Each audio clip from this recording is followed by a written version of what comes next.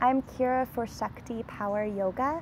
Today we will be looking at 3 books that I have read recently.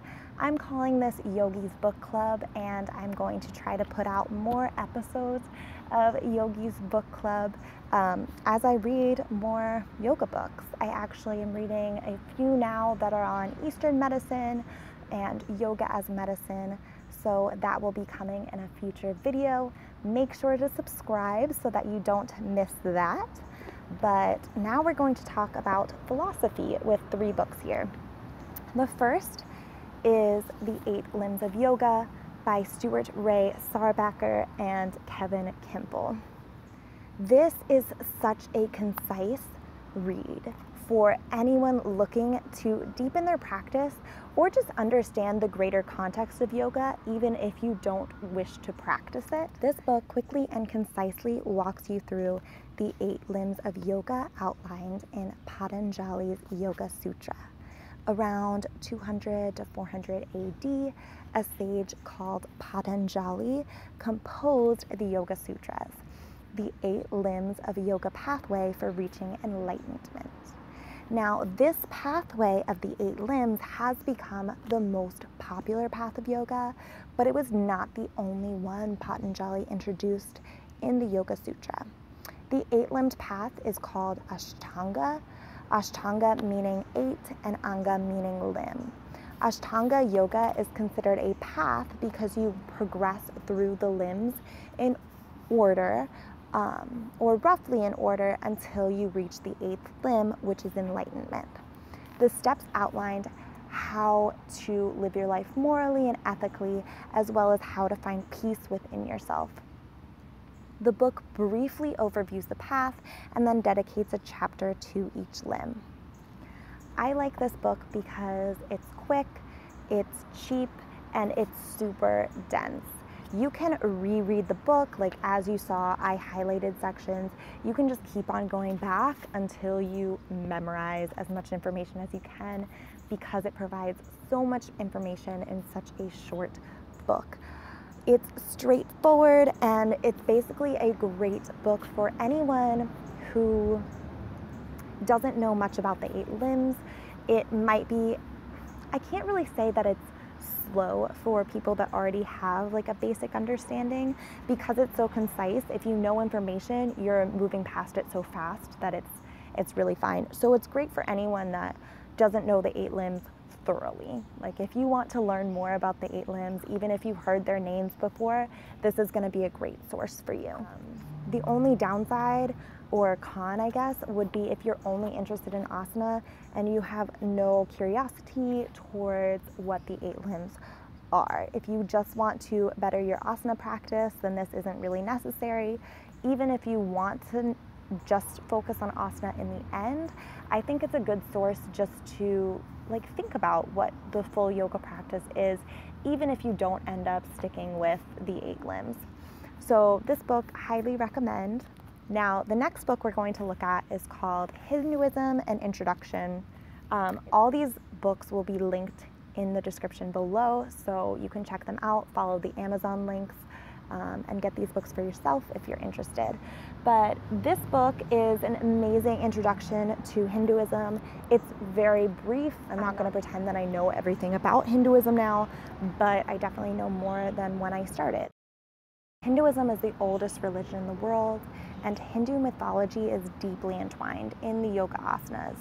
This book gives a brief but comprehensive overview of Hinduism from the Hindu author.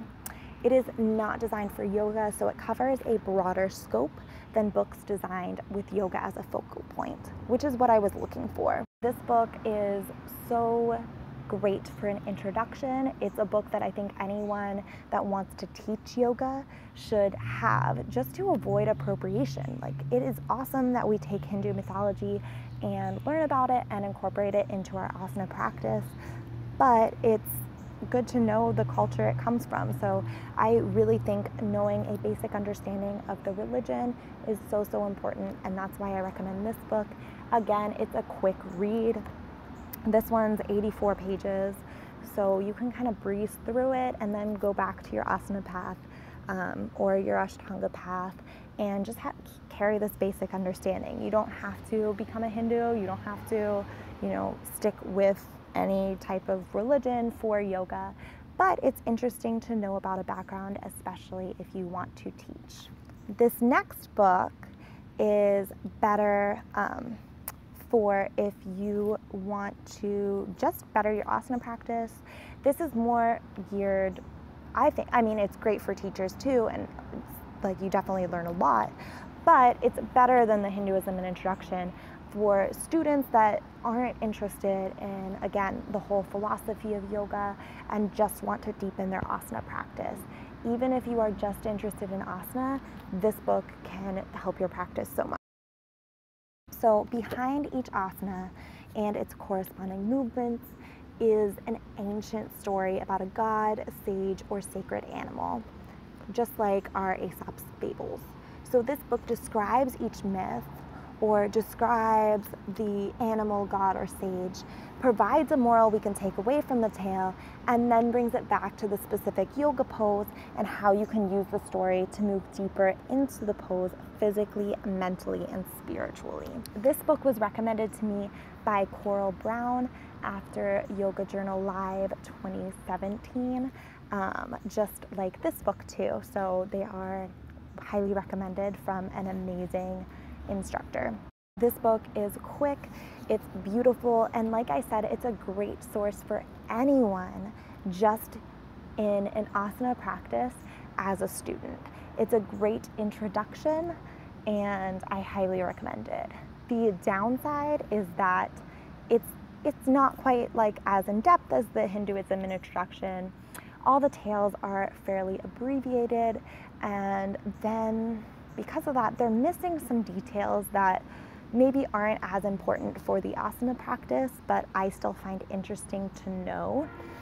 So after reading this book, you might say, okay, this is my favorite pose, or this myth was really interesting. Let me find a source to get the full unabridged version of that myth, or just learn more about the mythology or sage behind the pose.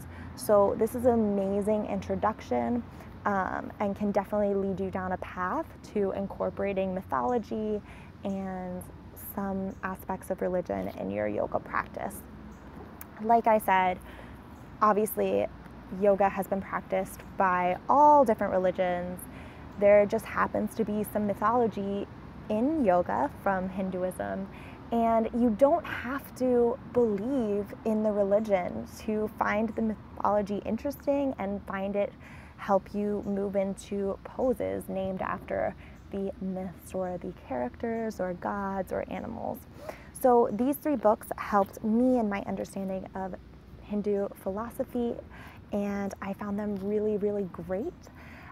Let me know if you've read any of these books, if you enjoyed them or you thought differently from me. Just add that all in the comments below, and I will definitely be interested in hearing what your perspective was. Also, let me know if there are any other books that you would like me to review or you just want to suggest to me. Thanks for taking this moment with me, and I hope that I helped you maybe find your next book on your reading list. So thanks. Have a great day. I hope you made it to a yoga asana practice today. Namaste. I'll see you next time.